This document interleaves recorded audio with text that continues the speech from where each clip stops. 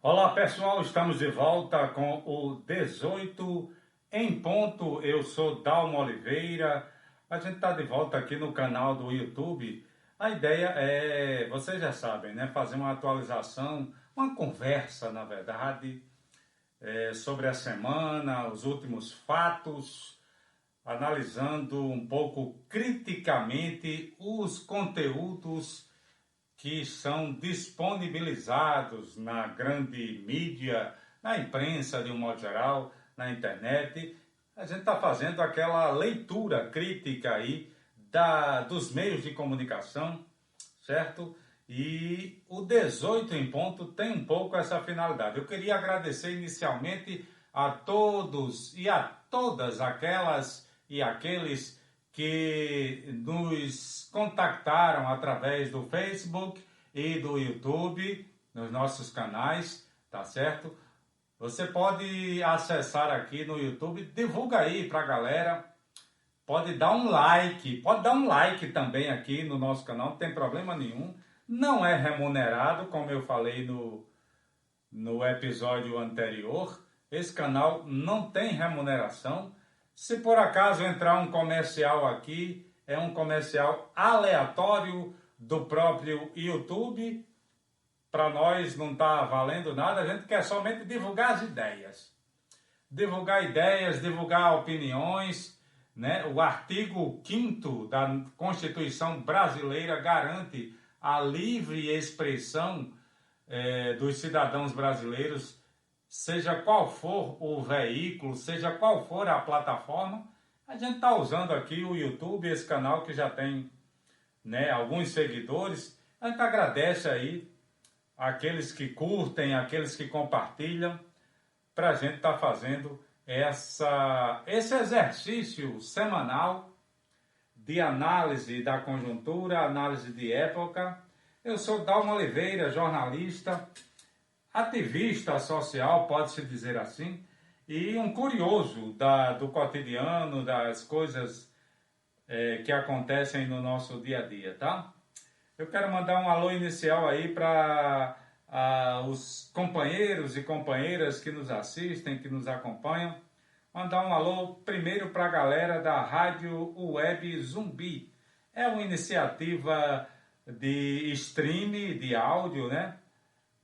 A Rádio Zumbi já está no ar aí há mais de 6 anos, tá certo? Um coletivo aí de comunicadores que nós organizamos, que nós fomentamos aí. Mandar um alô para Fábio Mozart, para Marcos Veloso, para Fabiana Veloso, minha companheira, tá certo? E para os demais companheiros, João Jales, lá no Rio de Janeiro, tá certo? E Sérgio Piaba, lá em Bahia, tantos outros que nos acompanham aqui na Rádio Zumbi já há um bom tempo. Olha, a Rádio Zumbi ela tem uma programação muito diferenciada. As músicas são, a maioria, paraibanas, tá certo? Música paraibana de qualidade, na segundo a definição de Fábio Mozart. Tá? A gente faz questão de manter o padrão, a qualidade da programação musical da Rádio Zumbi. É verdade que é um pouco repetitiva, mas é falta de tempo mesmo de estar colocando, né, de estar renovando o playlist da Rádio Zumbi. Dá uma sacada aí no nosso blog, tá?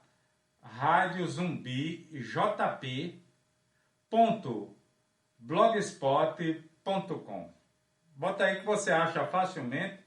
É um blog da Rádio Zumbi, tem notícias também escritas e tem um playerzinho com a programação da Rádio Zumbi, onde a gente está colocando, inclusive, o áudio desse 18 em ponto, né? Uma iniciativa nova que eu estou tomando aqui. A verdade é ocupar um pouco aí a lacuna, o tempo aí que a gente tem nos finais de semana para fazer um comentário do cotidiano, do que está acontecendo no Brasil, o que está acontecendo no mundo. Provavelmente, pessoal, quando esse vídeo estiver disponível, nós já vamos ter um novo presidente da maravilhosa República, né, dos Estados Unidos da América. Provavelmente Joe Biden,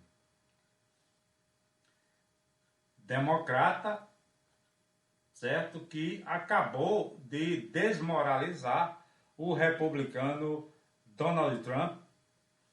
Felizmente para o povo dos Estados Unidos e para a população mundial de um modo geral, houve uma mudança aí naquele que vai gerenciar a Casa Branca estadunidense. Eu vou falar nessa edição uns toques aí, né? A gente está acompanhando o noticiário. Por que é que para o Brasil a eleição americana é tão importante?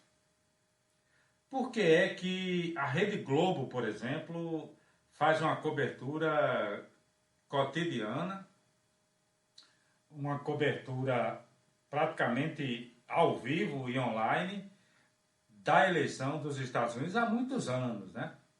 Há muitos anos.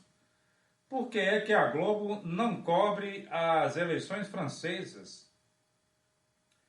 Por que é que a Rede Globo, nenhuma outra emissora do Brasil se interessa, manda correspondentes, manda equipe, manda um link, né, para as eleições da Alemanha, da Argentina, não cobre as eleições de Angola, por exemplo? Será que tem eleição em Angola? Será que tem eleição na Nigéria? Na América Central? As eleições da Guatemala, por exemplo? Por que é que os veículos de comunicação do Brasil, né, notadamente a Rede Globo de televisão e os outros sistemas de televisão brasileira, não cobrem as outras eleições, só cobre as eleições estadunidenses? Vamos falar um pouco sobre isso, né?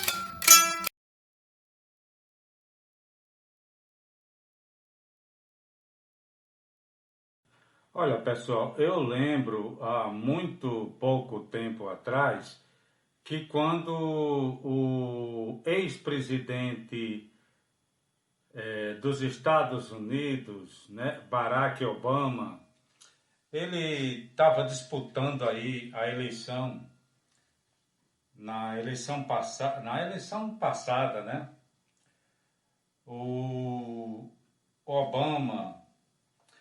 Aqui no Brasil a sensação era a seguinte: muito legal, nós vamos ter finalmente um negro na presidência dos Estados Unidos da América, né? O que é que aconteceu? O Obama fez o governo e coisa e tal, tomou algumas decisões equivocadas, deve ser dito. O problema é o seguinte, a gente no Brasil fica torcendo pelos democratas, uma galera fica torcendo pelos republicanos e coisa e tal. Os Estados Unidos da América é um país sui generis, né? Primeiro pelo tipo de eleição que eles têm lá, que eles chamam a maior democracia do mundo, tá certo? Primeiro, não é voto direto, não é eleição direta da população. É um colegiado, você elege os delegados nos estados, tá bom? Nessa votação você escolhe também os senadores, os deputados e coisa e tal, coisa e tal. Então, os estados que têm mais votos, né, o partido que tem mais votos nos estados acaba elegendo o presidente da República. Aqui no Brasil, para traduzir bem para o português brasileiro, isso se chama eleição indireta. Não é nem aquela coisa que se tem na Europa, que a galera chama de parlamentarismo, por exemplo, que você acha que está votando no presidente da República e, na verdade, você está elegendo o primeiro-ministro. Nos Estados Unidos, não tem nada disso. Você elege um colegiado de delegados, esses delegados, né, é que vão dar a maioria ou não para o partido que vai definir o presidente da República. Eleição indireta, olhe lá. Indireta, olhe lá. Certo? Então, esse é o primeiro ponto que nós temos que observar nessa eleição, que todo período eleitoral americano a gente observa esse fenômeno que é fantástico, que é a maior democracia do mundo, é a americana, com esse modelo. Né? E eles criticam Cuba, por exemplo, que Cuba é parecido, inclusive você elege os delegados do partido, a diferença é que Cuba só tem praticamente um partido, né? Mas nos Estados Unidos só tem 2 partidos, doutor. 2 partidos, praticamente, que disputam as eleições. Então, do ponto de vista da pluralidade, da população poder disputar a eleição, a democracia está muito longe de Washington. Muito longe mesmo. Agora eu quero falar, bicho, é o seguinte, da história da cobertura, né? A gente vem de uma geração que, quando eu estava começando a virar gente, as pessoas diziam, pô, bicho, o Brasil é terceiro mundo, se for, o Brasil é uma colônia dos Estados Unidos, não era nem de Portugal, é dos Estados Unidos, tá certo? E a mídia brasileira, ela reproduz isso. Aliás, nós ainda continuamos sendo, né, monopolizados por uma grande cadeia de televisão brasileira. Não vou nem dizer o nome, porque todo mundo já sabe quem é. E se você quiser acompanhar, né, um pouco a realidade da eleição estadunidense, você vai assistir por essa cadeia.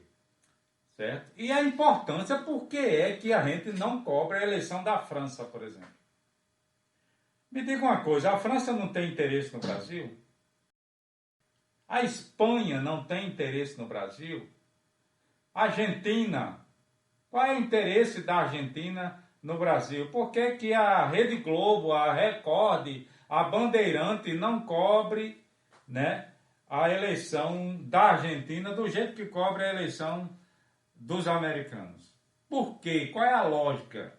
Esse resultado só vai sair lá de Washington daqui a 1 ou 2 semanas.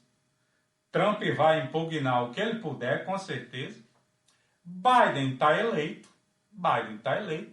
Voltam, né, os democratas para a Casa Branca.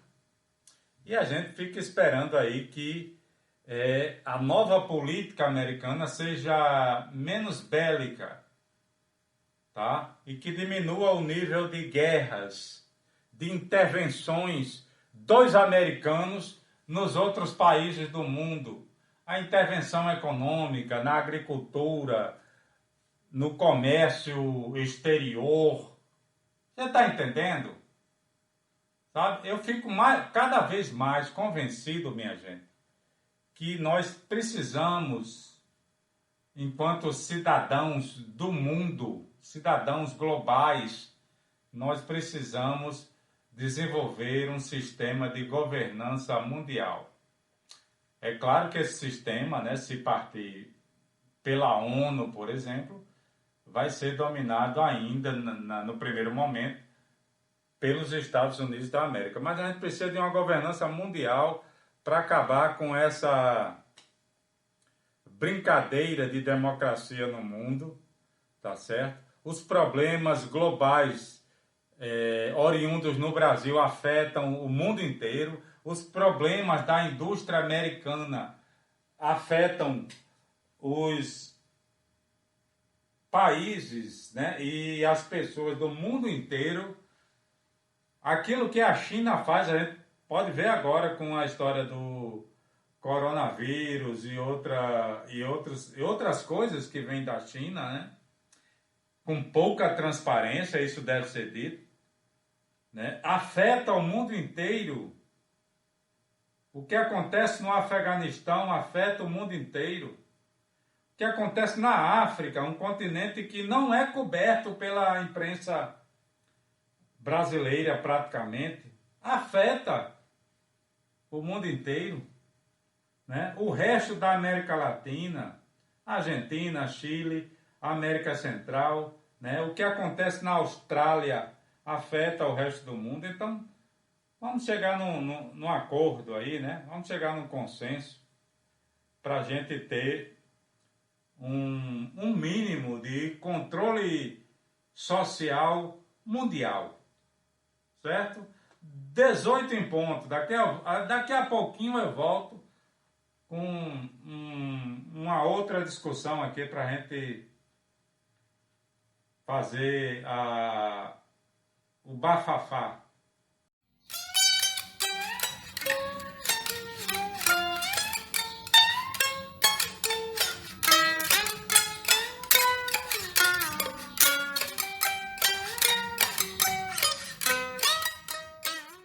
Já de volta com 18 em ponto, eu sou Dalmo Oliveira.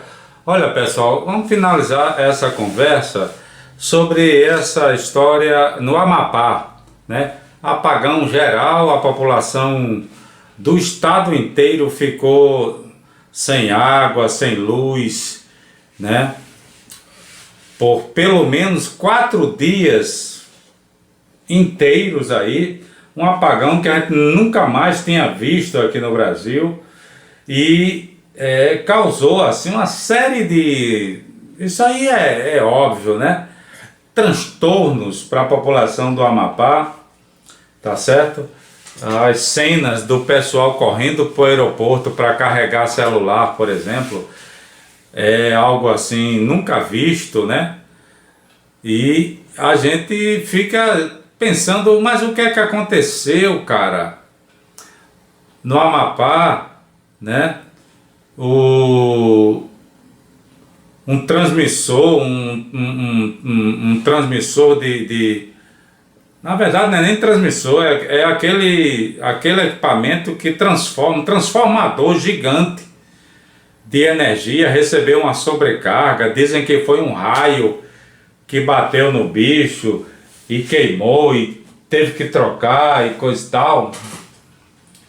Tá entendendo? O fato é que mostra, infelizmente, que os estados do norte do país, né, principalmente afora Amazonas, a capital Manaus e Belém do Pará, né, os outros estados do norte ainda estão numa situação de garantia de abastecimento, né, elétrico muito vulnerável. É incrível, cara, porque o norte do Brasil é simplesmente a região aqui desse imenso e maravilhoso país onde estão os grandes rios do Brasil, né, as hidrelétricas e coisa e tal. Então, qual é a justificativa para um colapso desse tamanho, né?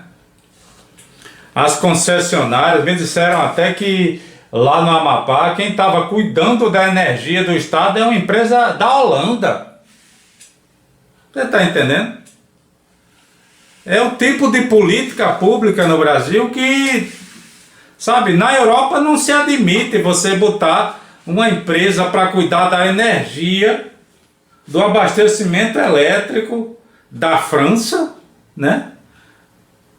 Da Espanha, da Inglaterra, de Portugal, você entregar isso na mão de uma empresa brasileira, por exemplo, né? Não se admite, é um negócio assim, não passa nem pela cabeça dos governantes e da população europeia uma situação dessas. Então por que que no Brasil, um país gigantesco, cara, com um potencial, né, de hidrelétricas, sabe, o maior país, nós somos o país que tem a maior capacidade de geração de energia elétrica, né, através dos rios. Por que que acontece isso justamente no Amapá, na região norte do país, onde está a região amazônica, os grandes rios e coisa e tal? Bom, não justifica, né? Não justifica. Esse episódio, além de deixar a população amapaense numa situação crítica por vários dias, talvez semanas, né? Os hospitais em colapso, o abastecimento, né? O comprometimento do abastecimento, inclusive alimentar da população, com a perda de alimentos congelados, por exemplo. Tu tá entendendo? É um risco que é como se alguém tivesse jogado uma bomba na hidrelétrica, lá na central de hidrelétrica, lá né, no gerador que produz a energia para todo o estado do Amapá. Bicho, não tem condições. Não tem condições. É um negócio assim, fora do absolutamente, sabe?